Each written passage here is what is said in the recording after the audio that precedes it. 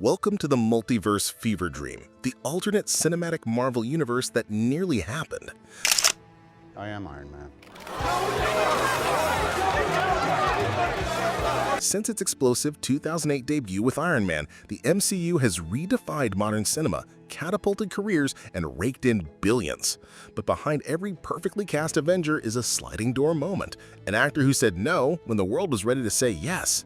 Things could have been different. Seriously different. Here are 10 actors who walked away from the MCU and nearly reshaped the most successful movie franchise of all time. Number 10. Daniel Craig as Thor. Before Chris Hemsworth made Thunder sexy and mythic, Daniel Craig was Marvel's top pick for the God of Thunder. At the time, Craig was deep into his run as James Bond, and the commitment to two major franchises felt like too much. The actor declined, and Marvel pivoted to then unknown Aussie Chris Hemsworth. Craig later flirted with the Marvel debut again, this time as Balder the Brave in Doctor Strange in the Multiverse of Madness. Concept art exists, scenes were storyboarded, but once again, Craig bailed. Twice offered a spot on Asgard's royal tree, and twice turned it down. The crown, it seems, was never meant for him. Number 9. Emily Blunt as Black Widow and Peggy Carter. Not once but twice, Emily Blunt was Marvel's first choice, first as Black Widow in Iron Man 2, and then as Peggy Carter in Captain America: The First Avenger.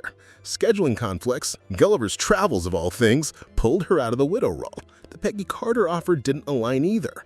Blunt has since opened up about it. She said it was a bit of a heartbreaker for me, but I just haven't found something in the MCU that really speaks to me. In her place, Scarlett Johansson and Hayley Atwell turned those roles into franchise icons. Still, fans haven't given up hope on Blunt, especially after her real-life husband, John Krasinski, appeared as Mr. Fantastic. Somewhere in the multiverse, they're the first family of Marvel. Number 8. Mel Gibson as Odin. Yep, Marvel went to Mel Gibson first to play Odin, Thor's mythic, problematic patriarch. He passed. No official reason, but the actor was deep in a career trough at the time, and Disney was likely nervous about any attached controversies. The role went to Anthony Hopkins, whose world-weary gravitas brought just the right balance of grandeur and indifference to the King of Asgard. It's hard to imagine Gibson going full Shakespearean, but imagine Braveheart-era intensity mixed with Norse god powers. It would have been very different 9 realms. Number 7. Jessica Chastain as Maya Hansen and Hope Van Dyne. Jessica Chastain could have entered the MCU twice, first as Maya Hansen in Iron Man 3, a role that eventually went to Rebecca Hall. Then later, she was offered Hope Van Dyne in Ant-Man, which went to Evangeline Lilly. Chastain apologized for disappointing fans and hoped for another Marvel film in future. As of now, it hasn't happened, but with Secret Wars and the multiverse looming, who's to say? The takeaway? Marvel clearly wants her. It's just a matter of time. Or timeline. Number 6. Jason Momoa as Drax the Destroyer. Before ruling Atlantis in the DCU, Jason Momoa was offered the role of Drax in Guardians of the Galaxy. He turned it down, not wanting to be typecast. He said, "I've done so many things where I don't say much and I'm colored up and have my shirt off again." Fair point.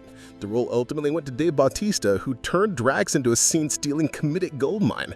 Momoa got his own moment in the superhero sun as Aquaman, but in another world, he's out there growling about metaphors in space. Number 5. Amanda Seyfried as Gamora.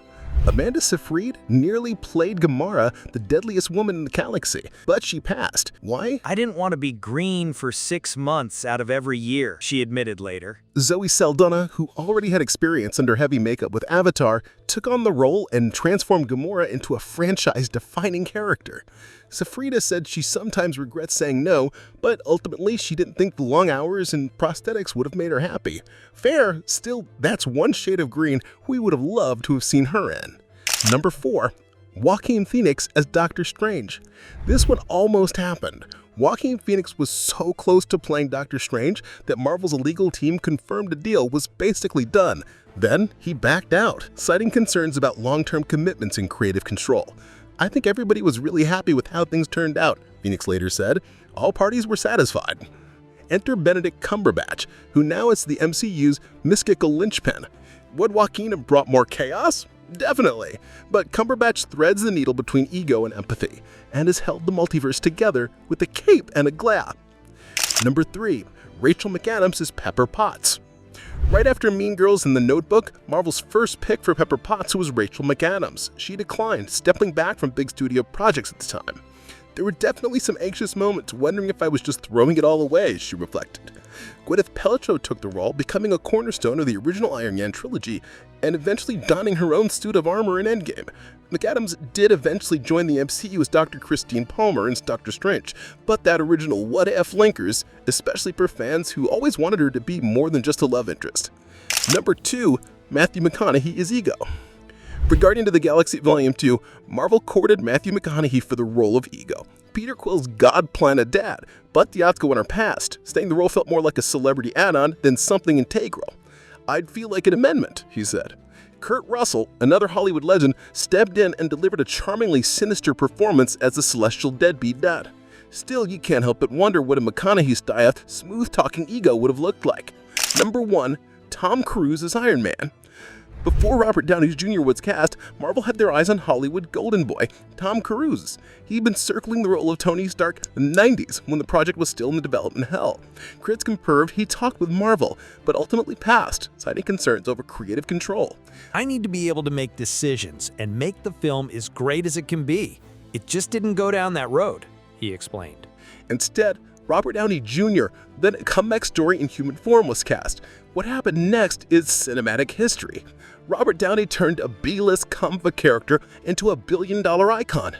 His Tony Stark was cocky, brilliant, broken, and entirely unforgettable. That fusion of actor and role reshaped superhero genre forever. So, for every superhero smashing box office records, there's a trail of what-ifs, almost. And in most cases, things worked out exactly how they were supposed to. Still, it's fun to imagine the MCU that could have been. The Cruz verse, the Blunt Widow, the Phoenix Sorcerer Supreme. What do you guys think? Like, share, and subscribe to First Curiosity for more untold Marvel tales.